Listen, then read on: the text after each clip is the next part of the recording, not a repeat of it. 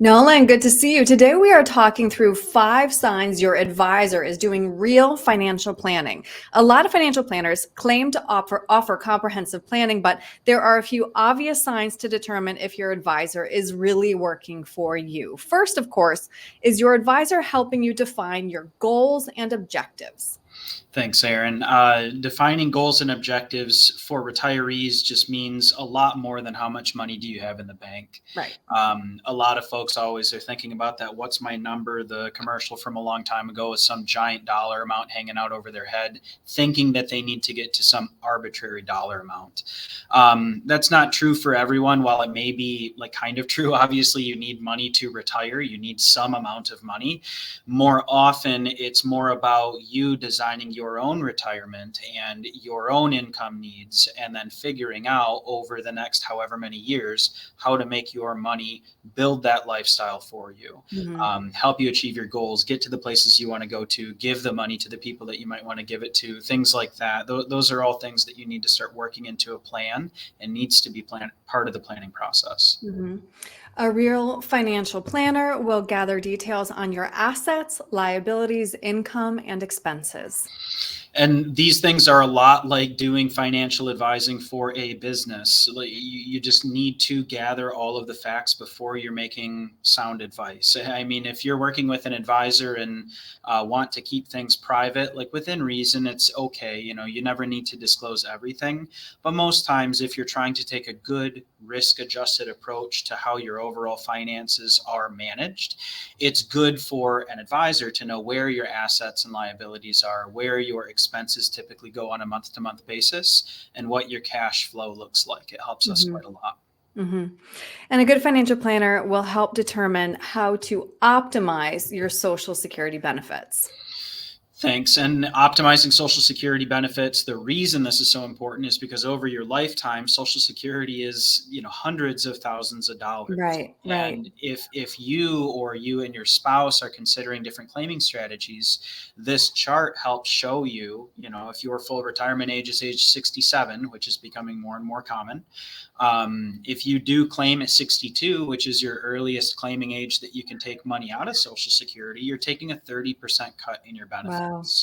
Not only is that impactful on the month to month income that you might get, but if you leave a spouse behind and both of you have claimed early, it can impact the long-term finances of that spouse that's left behind. Mhm. One Social Security goes away when one spouse passes away. Not everyone knows that, and so it's important to make sure that that's part of your planning process. Longevity is very important, and making sure that you don't outlive your money. Social Security and big Social Security payments really help alleviate that risk. Mhm. And you're right, this becomes even more important when you are married. Yeah, really important. Number 4, of course, one sure sign your planner means business. He or she will ask for last year's tax returns. Last year's tax returns uncovers a whole lot of different information. Mhm. We get information on where interest and tax liabilities are coming from for our clients. So if you have a very, very large tax bill year after year and you're curious how to reduce it, a lot of times you can do it through different types of investments, or selling less frequently, or selling after a certain amount of time.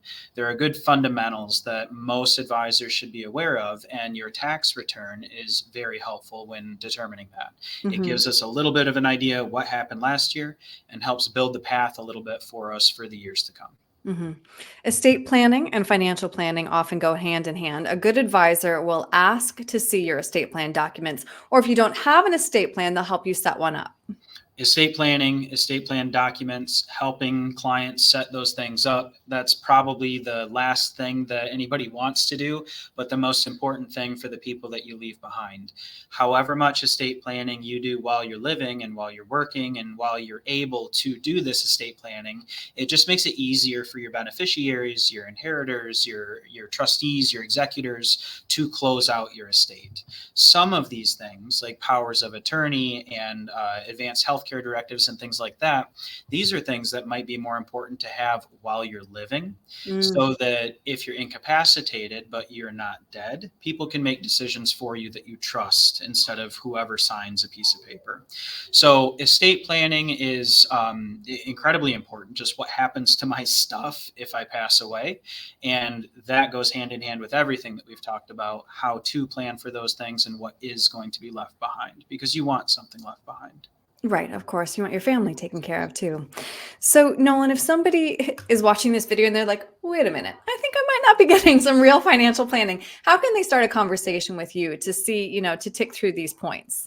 Sure. So they can go to our website. It's www.cornerstone-rp.com, not dash, cornerstone-rp.com, or 616-301-2581 is our phone number. Option 1 for wealth management or 2 for healthcare.